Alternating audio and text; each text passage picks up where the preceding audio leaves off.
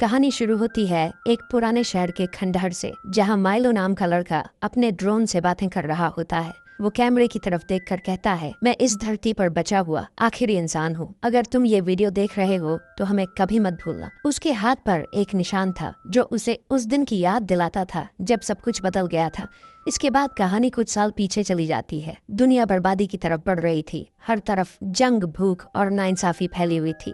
तब माइलो एक छोटा बच्चा था जो व्हीलचेयर के बिना चल फिर भी नहीं सकता था। उस वक्त वो न्यूयॉर्क में पढ़ाई कर रहा था। उसी समय अचानक रिकी नाम के एक शख्स ने देखा कि उसके फोन से सिग्नल गायब हो गए। साथ ही उसने देखा कि एक जहाज अजीब तरीके से उसके खेत के पास उतर रहा है। फौरन ही दुनिया भर की मशीनें काम करना बंद करने लगी।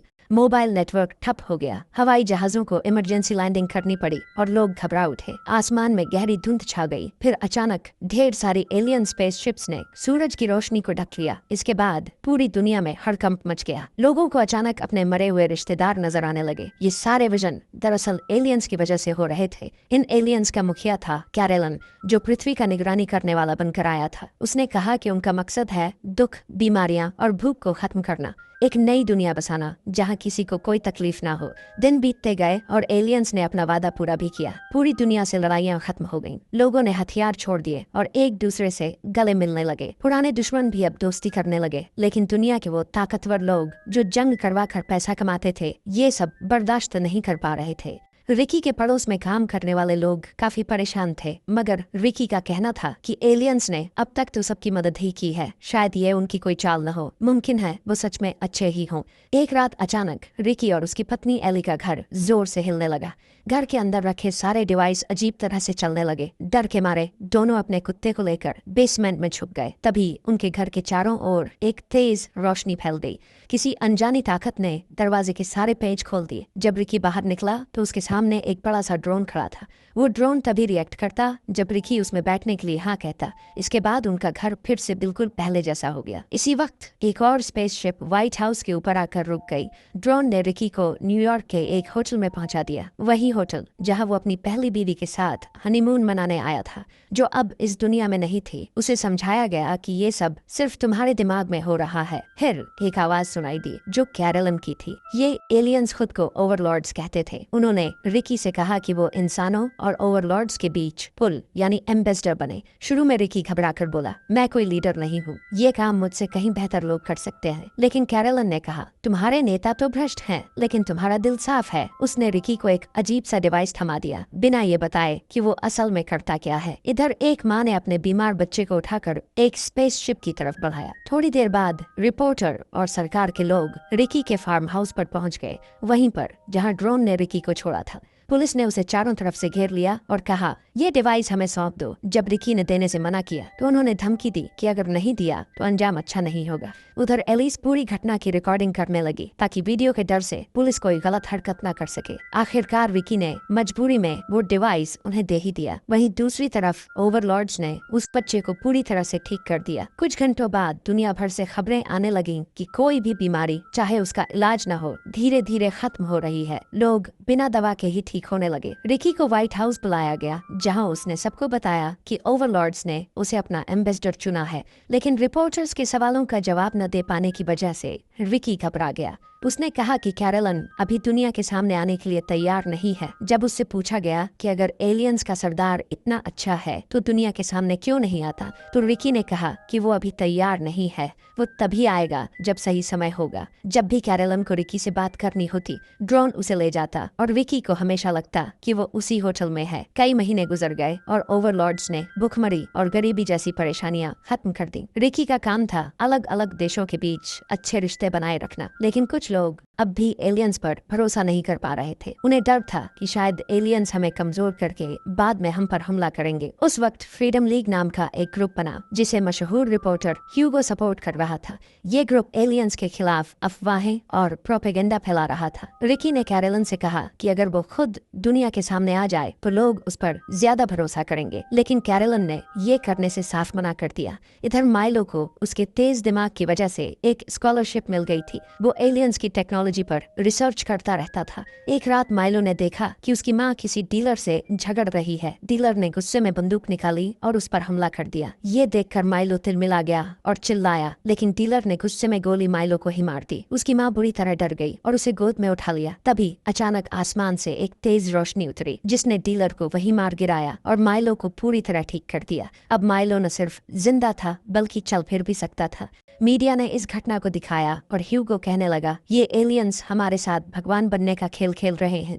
जिसे चाहे ठीक कर देते हैं, जिसे चाहे मौत दे देते हैं। क्या अब सब कुछ इनकी मर्जी से ही होगा? इधर रिकी और एली के बीच लगातार झगड़े होने लगे थे क्योंकि रिकी एलियंस का एम्बेसडर बनने के बाद अक्सर गायब रहने लगा था। एली को समझ ही नहीं आ रहा था कि उन्हें शादी करनी चाहिए भी या नहीं। इसी बीच रिकी को बाहर से कुछ आवाज सुनाई दी और जैसे ही वो बाहर गया किसी ने उसे बेहोश कर दिया। होश आने पर उसने देखा कि फ्रीडम लीग के लोगों ने उसका अपहरण कर लिया है। उसे एक बेस में ले जाकर जेल में बंद कर दिया गया। अगले दिन ह्यूगो उससे मिलने आया और बोला कि वो ओवरलॉर्ड्स के दिए हुए सारे तोहफे तबाह करना चाहता है ताकि इंसान फिर से ताकतवर बन सके। लेकिन तभी कैरेलन ने किसी तरह ये सब कुछ पूरी दुनिया में लाइव दिखाना शुरू कर दिया।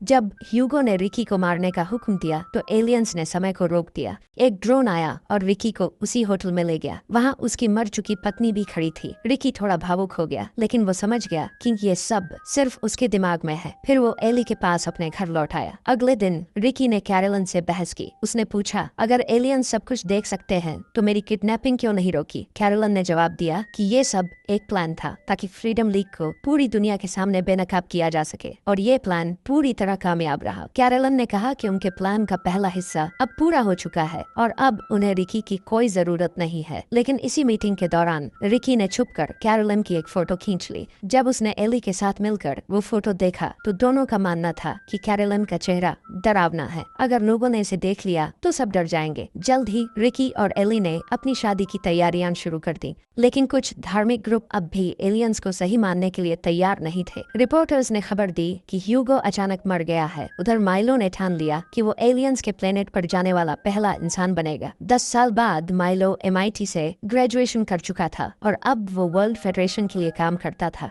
जो पूरी दुनिया की एकमात्र सरकार थी। रिकी और एली अब शादीशुदा थे लेकिन वो कभी माँ बाप नहीं बन पाए। पूरी दुनिया में अब शांति और मोहब्बत फैल चुकी थी। ये सब ओवरलॉर्ड्स की एडवांस टेक्नोलॉजी की वजह से मुमकिन हुआ था। और जब कैरेलन के सारे मकसद पूरे हो गए तब उसने फैसला किया कि अब वो अपना असली रूप दुनिया को दिखाएगा। एक बड़े स्टेडियम में एक भव्य प्रोग्राम रखा गया। वहीं पर एक स्पेसशिप आकर उतरी और 2 छोटे बच्चे दौड़ते हुए कैरेलन को रिसीव करने गए। लेकिन जैसे ही कैरेलन बाहर निकला सबकी आंखें फटी की फटी रह गईं। उसका चेहरा बिल्कुल किसी शैतान जैसा दिख रहा था। कई लोग उसे देखकर डर भी गए। फिर भी जिंदगी वैसे ही चलती रही जैसी पहले थी।